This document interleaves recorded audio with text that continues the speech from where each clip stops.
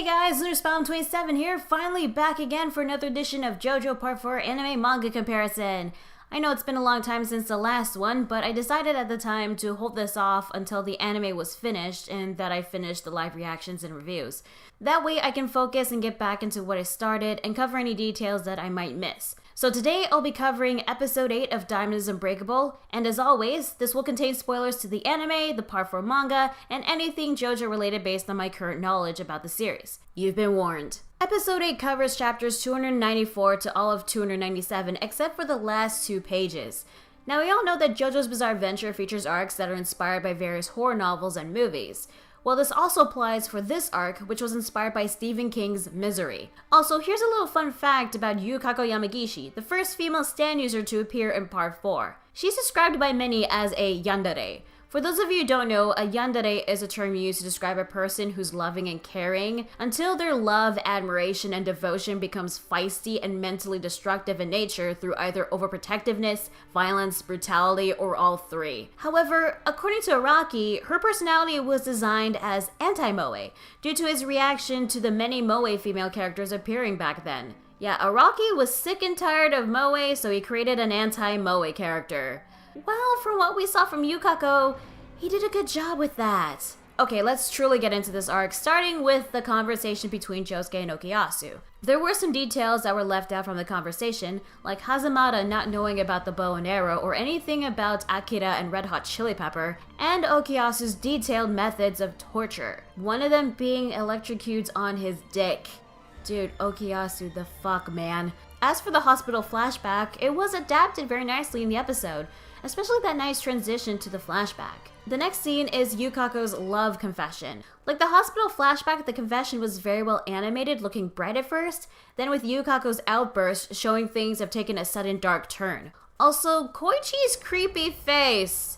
Seriously, that face was just weird. I know he's happy and all that a girl confessed to him, but seriously, what's up with that face? Anyway, there were some parts from the cafe scene that were left out, like a brief glimpse of Yukako's inner thoughts, her comment about perfect people being boring, and her mentioning that she was being selfish and that Koichi couldn't make a decision on the spot. During the whole confession, Josuke and Okuyasu were spying on them, but their scenes went differently in both the anime and the manga. With Josuke, it seemed like he wasn't as enthusiastic as Okuyasu in the episode, like he's going along with the spying because of his friend, and it's only when the confession happened that his curiosity spiked.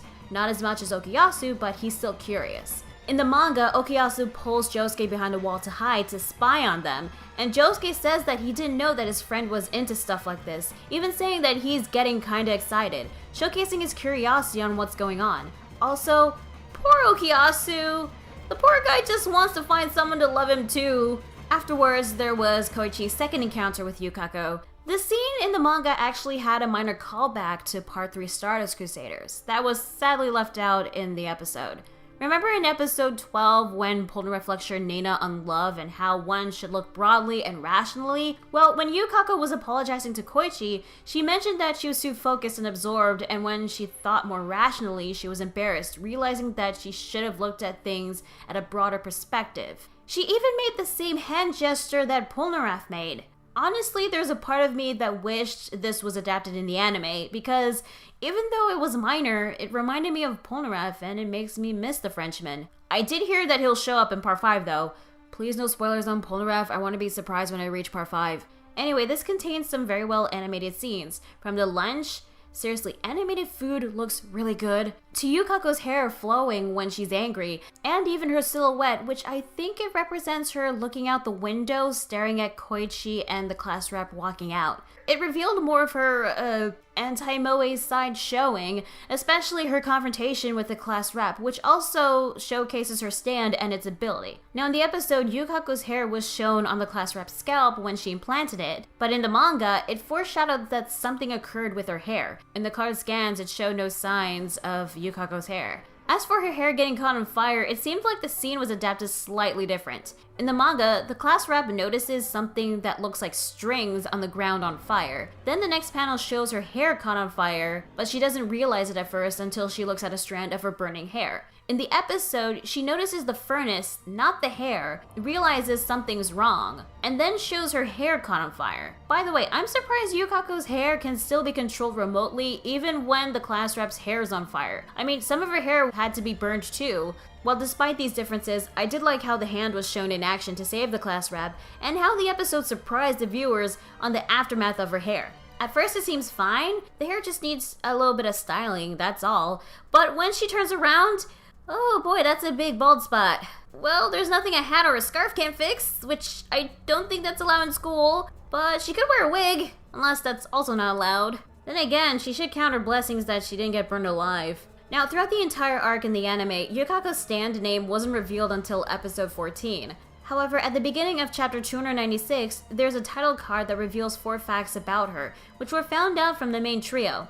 Her stand is called Love Deluxe, a reference to the 4th album by English band Sade, I think that's how you pronounce it, and her range is 10 meters. I'm not surprised by the name, but how did the boys figure that out? Or were they the ones that named it? Moving on, she easily makes assumptions and she lives in her own world, which is very dangerous considering her personality. This is also foreshadowing on what will occur later in the next episode. Also, the pose she's making in the title card was shown in the episode when she was spying on Koichi taking out the trash. Now there's also the poolside scene where the boys talk about how to deal with Yukako. Like the previous scenes, this also had some dialogue left out from the manga and some slight changes added. Koichi's test that he shows to Josuke and Okuyasu was shown at the beginning of the scene in the episode, but the test was shown in the manga after Josuke and Okuyasu were making suggestions on what to do. Speaking of making suggestions, it was actually Okuyasu that made all those suggestions on bad hygiene for Koichi in the manga. In the episode, some of Okuyasu's lines were given to Josuke, which was probably done to make him a bit more goofy, not just Okuyasu, or to showcase more on their friendship, I don't know. However, Josuke does make his own ideas for Koichi that were left out in the episode. In the manga, he suggests to make Yukako think Koichi's petty by shoplifting, or make her think he's gay. Yes, he actually said that. Well, too bad those were left out, because it'd be pretty funny to see Josuke suggesting something like that. Also, this. Okuyasu's lines in this one panel is just so funny and perfect for his character. Yeah, I know I'm using a scanlation, but these lines were more well known to the Jojo fans, which is why it just doesn't feel the same when seen in the anime with the Crunchyroll subtitles. Now, throughout this arc, there have been plenty of facial expressions, and it's one of the things that I liked about this arc. There are some really good ones in the manga and in the anime, especially when it comes to Josuke and Okuyasu, even when they're spreading those rumors about Koichi. Plus, with how the facial expressions were animated, they were well adapted, adding other little details that make them look better at times. For example, when they were spreading those rumors, Okuyasu's eyes slowly turn to Yukako, which makes the whole thing really funny. And if you like Okuyasu here, wait till the Tonio arc. But there was something that was bugging me from the manga. At the beginning, Josuke had a band-aid under his eye because of that wound he got during his previous encounter with Hazamada. But during the cafe scene, there were times where he had the band-aid on, and there were times where he doesn't. Hell, this even happens during the poolside meeting. One minute it's there, the next it's not. It's not even there when we get to the rumor spreading. At first, I wasn't sure if it's because of the colored scanlations, but I checked the original versions and it's the same thing. That explains why in the anime, Josuke's band-aid was on his face the whole time until it was taken off when the class rep was saved. So, did Araki forget to draw the band-aid at times? And then again, this isn't the worst time that Araki would forget something. Look, as much as I like Jojo, there are times where I feel like Araki has a tendency to forget things from his series. Which I could give you all some examples, but we'd be here longer than we should. Anyway, next up is the kidnapping scene. Now this featured a dream sequence of Yukako, and how it was animated in the episode was pretty good. The overall kidnapping scene was also adapted as it was from the manga, aside with some minor changes. For example, there's a panel at the final page of chapter 296 showing Yukako taking Koichi out of his room through the window, but it wasn't adapted in the episode. Instead, Love Deluxe wraps around Koichi's body even more, ending the kidnapping scene. But if you thought the kidnapping scene showcased how scary Yukako can be, well, there's more of that with the breakfast scene, which is actually the highlight of this episode. At the beginning, the manga shows more of Koichi's thoughts on where he is, like his assumption on his location, wondering if anyone knew if he's missing, and his frustration on Yukako's actions. However, most of those thoughts were cut out from the episode. What did remain was Koichi knowing that he had to play along until he can find a chance to escape, and his stand being a secret to Yukako, although the anime does take a liberty to add a little detail that the manga didn't show: the telephone wires being cut, so that there was no way to call for help. In the manga, there was only a speech bubble saying that there were no phones in the house. Plus, when Yukako was explaining about how she got her stand, the anime adds 2 flashback scenes. The first being Yukako getting hit by the arrow, and the second, which by the way, the artwork looks really good, showing Yukako waking up afterwards on a bed? Wait, did Keicho spy on Yukako when she was in her house? Was he stalking her? Because I think that's what the anime is implying. Keicho, what the fuck, man? But the true highlight of the breakfast scene is the test. Yukako's method of helping Koichi study is like a quiz game you see in a game show. The first question was the Japanese definition of funky music, which is a reference to the late musician Prince. The anime took the liberty to add an image of Prince performing in a concert when Yukako was asking the question. It was a nice touch considering that some stand names that Araki came up with were based off of Prince's songs and albums, and this episode came out 2 weeks after his death. So it was a nice reference to have. Then again, from what I heard, Prince was responsible for not letting the Vento Audio video game come out to North America and Europe due to copyright, so there will be those who hate him for that. Guess it depends on how one feels about Prince. Anyway, since I'm using scanlations for the manga, Diamond Is Unbreakable is still not released here in the West yet. The translation to the multiple choice answers were worded differently. In the manga, the answers were crazy, groovy, and smooth. In the anime, Crunchyroll translated them as wild, primitive, and fantasy. Now, I know that Crunchyroll officially translated the anime, but the definition of funky music is primitive? I don't know, it just doesn't sound right to me. Honestly, groovy felt like a better definition for funky music, but that's just me. Moving on to the next question, it was also worded differently. In the anime, the question was to find the correct Japanese writing for contrast, or taisho. In the manga, the question was to find the correct synonym for contrast. Now, despite the wording being different, the question is still technically the same. There were 3 different writings for contrast in Japanese, each one having a different definition for taisho. So their definitions had to be translated in the manga so that the readers can gain a better understanding on the question. At least that's what I think. Now, despite Yukako's good intentions with the quiz game to help Koichi, she once again makes things a bit too crazy for him. Like any quiz game, there were penalty games if one answers incorrectly. In this case, Koichi would have to eat something bad if he got the question wrong. Granted, Yukako's penalties during this scene weren't awful compared to others. I mean, Koichi could have gotten something much worse to eat than soap or an eraser. I've seen crazier penalty games from other game shows before, but they were still bad for Koichi nonetheless. Enough for him to stand up against Yukako and try to escape, but no such luck thanks to Love Deluxe's hair strands in his scalp. Which, like the hair from the class rap, the strands are visible on Koichi's head in the anime than in the manga. Speaking of Koichi, poor little guy really can't catch a break. I know that stand users attract each other, but Koichi seems to attract the creepy and crazy ones, and with Yukako, she's not gonna be the last. So with episode 8, the anime adaptation was pretty good. Aside from the usual changes with lines being left out, I don't really have any complaints about it. Araki did a good job creating an anti-moe character for his series. He was able to show her nice, cute side, but also her angry side that makes her scary and intimidating at times.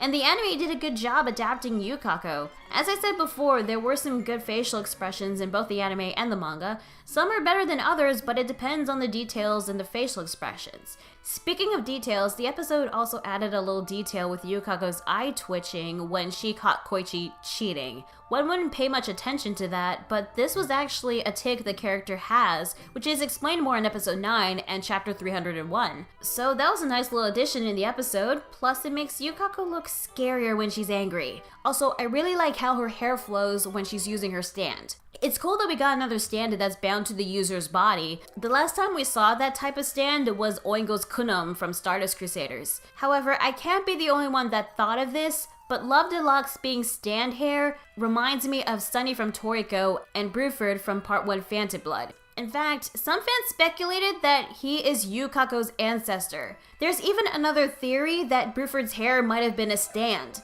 But honestly, this is something that I can see someone like Xforts or Caleb make a topic video about. Anyway, that was my anime manga comparison to episode 8 of Diamond Is Unbreakable. If there's anything I missed or anything you want to discuss, feel free to do so in the comments down below. And if you liked what you've seen so far, be sure to like and subscribe. Next time is the conclusion to Yukako Yamagishi Falls in Love. And if you thought Yukako was scary and crazy in this episode, oh, wait till episode 9 because she gets even more crazier. So until then, I'm LearnSpawn27, and I'll see you all on the next JoJo anime manga comparison. Later, guys. Here's a little detail I noticed in this episode. The words Lucky Land and its logo are on Koichi's pajamas. They show up a lot in JoJo. Hell, in part 3, you can see the Lucky Land logo on Jotaro's hat. So, what's Lucky Land? Well, it's the name of Araki's manga studio where he and his assistants work on JoJo's Bizarre Adventure, Lucky Land Communications. So, there you go. Now you know.